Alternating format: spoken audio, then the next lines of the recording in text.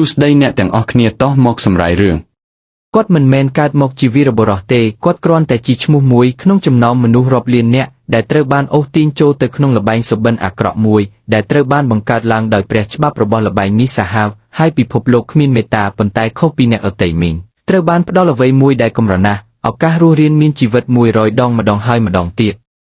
គាត់ស្លាប់ម្ដងហើយម្ដងទៀតគាត់ឡើងជាន់ពំនៃមរណៈជាន់បន្ទាប់ជីវិតបន្ទាប់ខណៈដែលអ្នកលេងរាប់មិនអស់ដួលស្លាប់នៅជុំវិញគាត់អត់ធ្មត់បានរហូតដល់ជីវិតទី99ទើបអាចឡើងដល់កំពូលបានតែម្នាក់ឯងគ្មានមិត្តរួមគ្មានគូប្រជែងមានតែគាត់នឹងទ្វារធំមុខមេបិសាចចុងក្រោយ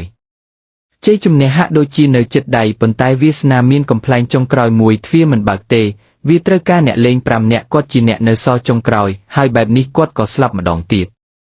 ការស្លាប់នោះបានបង្កឲ្យមានការត្រឡប់ក្រោយលើកចុងក្រោយការត្រឡប់លើកទី100និងជាលើកចុងក្រោយរូបអក្សររូនមួយបានចាក់ស្នាមចូលទៅក្នុងព្រលឹងរបស់គាត់ហើយបង្វិលពេលវេលាត្រឡប់ក្រោយម្ដងទៀតបញ្ជូនគាត់ត្រឡប់ទៅកន្លែងដែលអ្វីទាំងអស់បានចាប់ផ្ដើមត្រឡប់ទៅពិភពធម្មតាត្រឡប់ទៅពេលមុនដែលល្បែងមិនទាន់ចាប់ផ្ដើមគ្មានអំណាចគ្មានប៊ូហ្វគ្មានមិត្តរួមមានតែការចងចាំ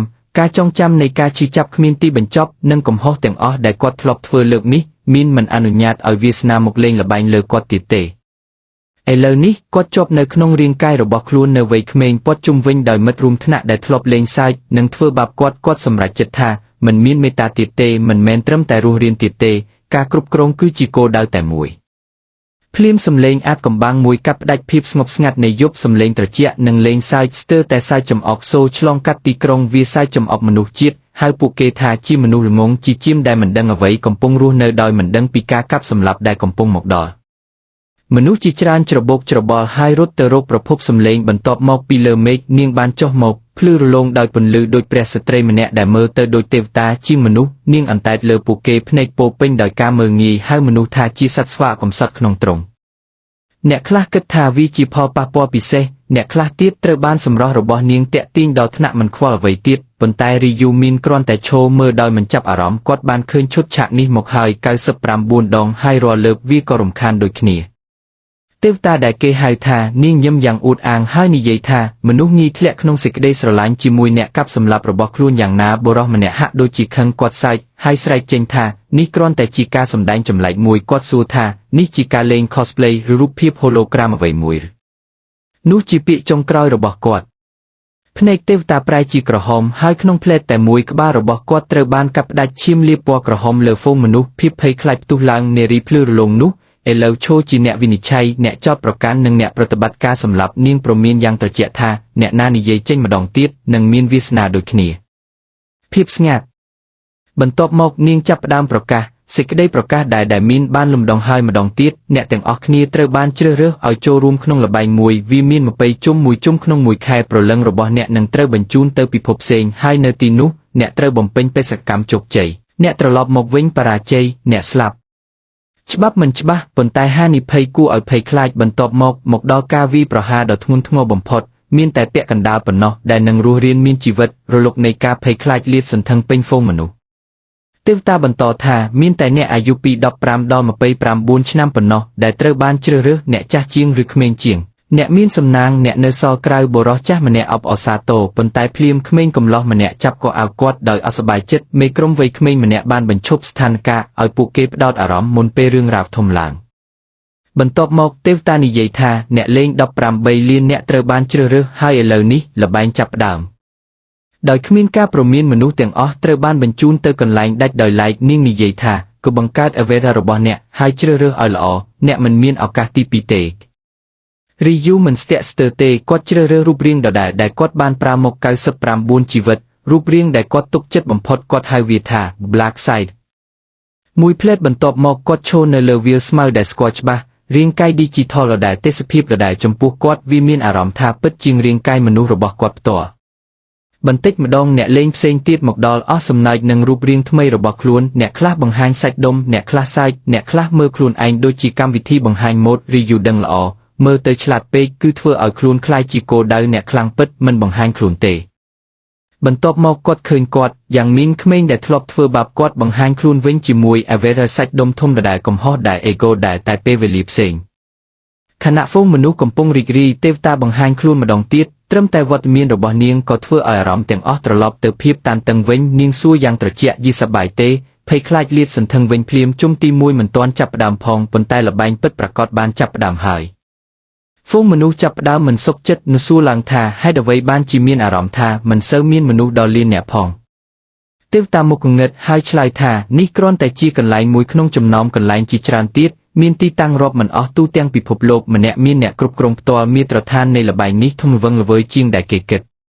បន្ទាប់មកនាងបន្តថាបិទភ្នែកហើយគិតអំពី status screen មនុស្សទាំងអស់ធ្វើតាមហើយបង្អួច digital មួយលេចឡើងក្នុងចិត្តរីយូដឹងរួចហើយស្ថិត0កម្រិត1ដូច99ដងមុនទេវតាបញ្ជាក់ថាអ្នកទាំងអស់គ្នាជាអ្នកចាប់ផ្ដើមទុនខ្សោយគ្មានអាវុធនាងបញ្ជាឲ្យពួកគេលូតលាស់ឲ្យខ្លាំងឡើងហើយប្រសិនបើអាចរស់រានបានទាំង20ជុំនឹងទទួលបានបំណងប្រាថ្នាមួយបំណងណាក៏បានបន្ទាប់មកនាងប្រាប់ឲ្យពិនិត្យ inventory មានវត្ថុអាថ៌កំបាំងមួយត្រូវបានផ្ដល់ជាមុនរូបអក្សររូនមួយប្រើបានតែម្ដងហើយប្រើបានតែក្នុងកម្រិតមួយប៉ុណ្ណោះសំឡេងសន្ទនាស្រួចស្រាវកើតឡើងយ៉ាងមានប្រាវិភ្លាមហើយភ្ញាក់ផ្អើលនឹងលទ្ធផលទេវតាញឹមហើយនិយាយថាពួកអ្នកនឹងពេញចិត្តសម្រាប់ពេលនេះហើយភ្លាមបេសកកម្មដំបូងមកដល់គោលបំណងសម្រាប់ Goblin 100ក្បាលក្នុងរយៈពេលប៉ុន្មានវិនាទី Goblin រាប់ពាន់ក្បាលចាប់ផ្ដើមលេចឡើង10,000 បេសាចទល់នឹងអ្នកលេង5,000 អ្នកការសម្លាប់ដ៏ឃោរឃៅមួយកំពុងរងចាំទេវតាមិនផ្ដល់ការណែនាំបន្ថែមទេមានតែពាក្យបញ្ជាត្រជាក់មួយគឺប្រយុទ្ធ Goblin ដែលមុននេះគ្រាន់តែសម្លឹងមើលឥឡូវចាប់ផ្ដើមផ្លាស់ទីសំឡេងស្រែកស្ទើរតែដូចសត្វឃ្លានកាប់ផ្ដាច់ខ្យល់ខណៈពួកវារត់ចូលមកដោយគ្មានការស្ទាក់ស្ទើរមនុស្សនៅជួរមុខរឹងខ្លួនភ័យខ្លាចមាននរណាម្នាក់ខ្សឹបថាសូម្បីតែឆ្កែរត់មកក៏គួរឲ្យភ័យដែរមិនបាច់និយាយពីបិសាចកាន់ដាវទេប៉ុន្តែក្នុងហ្វូងមនុស្សភ័យខ្លាចនោះមានបុរសម្នាក់ចលនារីយូមានគាត់ជំហានទៅមុខដោយស្ងប់ស្ងាត់មមួននិងគ្មានការភ័យខ្លាចមនុស្សម្នាក់និយាយថាឌូមើគាត់ទៅគាត់ធ្វើអ្វីម្នាក់ឯងរីយូមិនឆ្លើយគាត់មិនសំបីតែបង្វិលក្បាលភ្នែកគាត់មុតស្រួចនិងមិនអើគាត់មិនធ្វើដើម្បីតាក់ទាញចំណាប់អារម្មណ៍ទេគាត់គិតថាការចាប់អារម្មណ៍ដំបូងសំខាន់ណាស់ប្រសិនបើគាត់ចង់ជៀសវាងការរំខានពីមនុស្សរំខានគាត់ត្រូវបង្ហាញកម្លាំងនៅទីនេះហើយសំខាន់ជាងគេគាត់ត្រូវតាក់ទាញចំណាប់អារម្មណ៍របស់ទេវតាគាត់ញឹមស្រាលហើយគិតថាសម្រាប់វាគាត់ត្រូវការសម្ដែងតិចតួចមនុស្សម្នាក់ស្រែកពីក្រោយថាលហេគុំទៅចិត្តវាគ្រោះថ្នាក់ប៉ុន្តែមុនពេលនរណាម្នាក់អាចបញ្ឈប់បានជើងរីយូបាញ់ចេញដូចរន្ទះដោយការទាត់មួយគាត់បំផ្លាញរបស់ Goblin ដំបូងវាដួលស្លាប់ភ្លាមរីយូមិនអើភ្នែកទេគាត់ឈរឡើងវិញភ្នែកត្រជាក់ហើយដកដាវខ្លីពីខ្សែក្រវ៉ាត់ស្ត្រូវដាវនោះចូលរួមក្នុងរបាំនៃមរណៈចាក់ចូលករបស់ Goblin មួយទៀតហើយដកចេញពីខ្នងមុនពេលវាដួលដល់ដីផងរីយូបានទៅកាន់សត្រូវបន្ទាប់ហើយចលនារបស់គាត់រលូននិងត្រឹមត្រូវដូចសត្វព្រៃដែលធ្លាប់ធ្វើរឿងនេះមកហើយរាប់មិនអស់អ្នកដែលឃើញអាចត្រឹមតែសម្លឹងមាត់អោបភ្នែកធំមាននរណាម្នាក់ខ្សឹបថាបវ៉ាវគាត់ខ្លាំងណាស់ Black Side ឈ្មោះហើយក្រៅគាត់ក៏ល្អដែរប៉ុន្តែការភ្ញាក់ផ្អើលនោះមិនយូរទេ Goblin នៅតែបន្តមកហ្វូងបិសាចដល់ជួរមនុស្សហើយភាពចលាចលផ្ទុះឡើងវិញមានអ្នកស្រែកលើកទឹកចិត្តថាយើងអាចធ្វើបាន Goblin គ្រាន់តែជាសត្រូវកម្រិតទាបក្នុងហ្គេមមែនទេនេះមិនមែនជាជីវិតពិតទេការសម្លាប់របស់រីយូធ្វើឲ្យមនុស្សជាច្រើនមានទំនុកចិត្តប៉ុន្តែការភ័ន្តច្រឡំនោះបែកបាក់ភ្លាមសម្រែកនៃការឈឺចាប់លេចឡើងដាវ Goblin ចាក់ចូលសាច់មនុស្សអ្នកដែលទើបអួតមុននេះប្រែជាស្រែកសុំអភ័យទោសវិឈប់ទៅវាឈឺណាស់តែខ្ញុំ